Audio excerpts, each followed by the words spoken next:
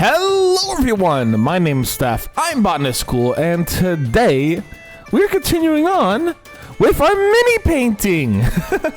If you guys enjoy my mini painting, make sure to like, subscribe, all that cool stuff. Let's get right on into it. So, we're continuing with our copper dragon from the WizKids Dragon mini line, and I'm really excited to get to it because what I wanted to do today is I wanted to apply kind of oxidation, rust, etc., whatever that fancy word is. I know Esri came in and said that fancy word is like veridification or something like that, but I want to do that, the tarnishing, and because this is an adult dragon, I want that blue-green to kind of seep through, and the Canon picture that I have on the bottom left-hand corner of the screen is what I'm kind of using as a reference. So the colors I used for this, all based off the Army Painter, either the normal paints or the D&D mini collab, are going to include True Copper, Gelatinous Blue, Ghostly Blue, Frost Blue, and Silver Dragon. So the first thing I did is I want to kind of give it a little bit of a silvery kind of sheen to it. So I did mix the Gelatinous Blue and the silver together. That way I was able to get kind of a base coat for it. That was the base color, that really light blue that almost looks gray on the bottom. And then what I did was I kind of put a little bit of ghostly blue over that, and I kind of dapped on some frost blue and then mixed it up with ghostly blue and kind of like cover that up and gave it a nice little dusting with dry brushing of True Copper. Now I'm gonna tell you guys this, I have no clue what the quote-unquote typical, proper, or formal ways of doing the oxidation to rust would actually be. I just kind of went by the guts. I painted alongside the ridges, and I connected them whenever I felt right to connect, and I kept them disconnected whenever I felt right to disconnect. I definitely utilized a lot of repainting over with the True Copper to really make those like definitions, define those edges between the rust and the oxidation versus the actual bronzing of, or the copper of the actual dragon. And I got to a point where I kind of looked at it and I'm like, wow, this actually looks like as if the wing had kind of either got scraped or damaged and began oxidizing. And I'm pretty happy with that. It's not perfect by any stretch of the imagination, but I'm really happy with how that result came to be in the long term. It's a good first step. In the same way that my, the gold dragon I did with the washing and washing and washing over and over and over again of that silver to give it that gradient was like a good first step to learning how to do that. This is a good first step to learning some of that oxidation. And I think I did pretty good with the coloring. In fact, a lot of people seem to really enjoy it. And I'm going to say this real quick, because I don't know when this is going to come up. I just want to give a big shout out to Brush for Hire, who brought over 61 people to the stream at that time. And it was really cool to see that and also get a little bit of tips from him on how to actually do the oxidation or how he does his oxidation.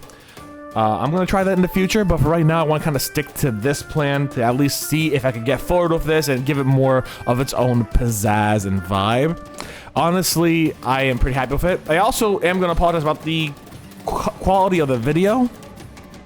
I actually had my green screen on. So my chroma key was on during this entire video, and I kind of beans that up, I'm not gonna lie.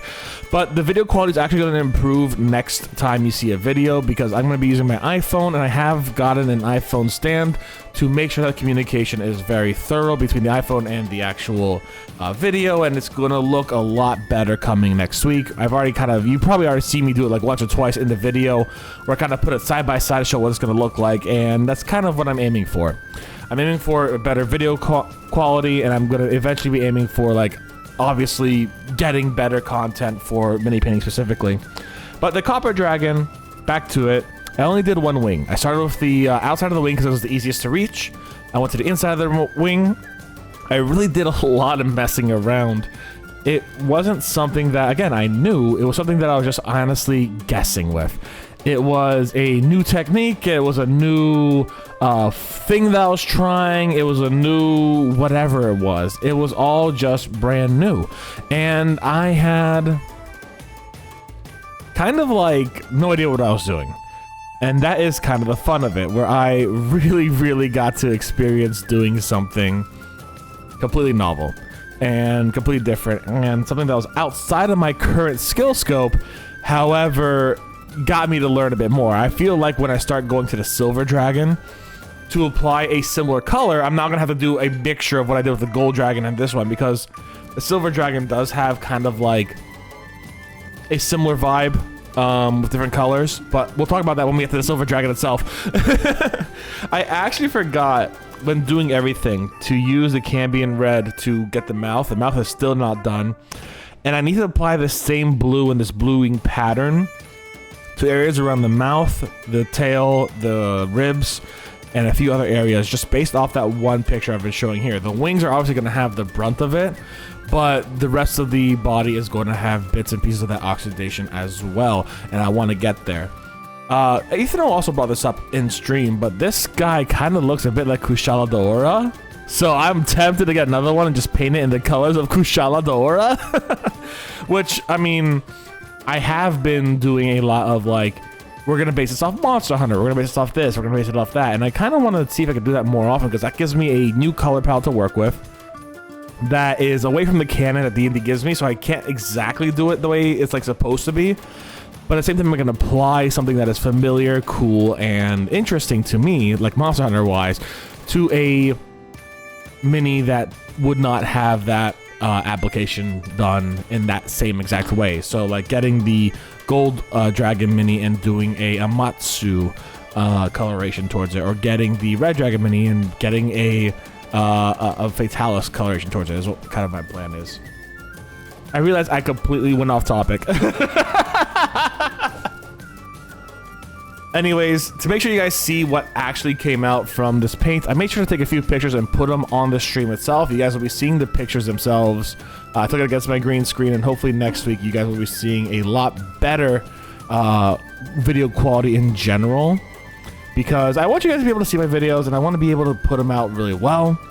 And of course, I do have the little spinny at the very end, because that's always important to have. And hopefully, again, next week we'll have a much better spinny for everyone to really look at, enjoy, etc. Oh my god. Anyways, I don't have much else to talk about the Copper Dragon for, so again, a big thank you to Brush for Hire and bringing in those 61 people. And if you are subscribed to me via Brush for Hire over here on YouTube, thanks for joining on in. Tell me what your favorite part about it is, and hey, tell me what kind of dragons your favorite from D&D, or if you have happened to see any of my other mini painting videos, which mini painting video was your favorite? Everyone, thank you very much for hanging out with me today. I hope you all have a good one. Y'all stay safe, stay Botanist Cool, and I will see you soon. Bye, everyone.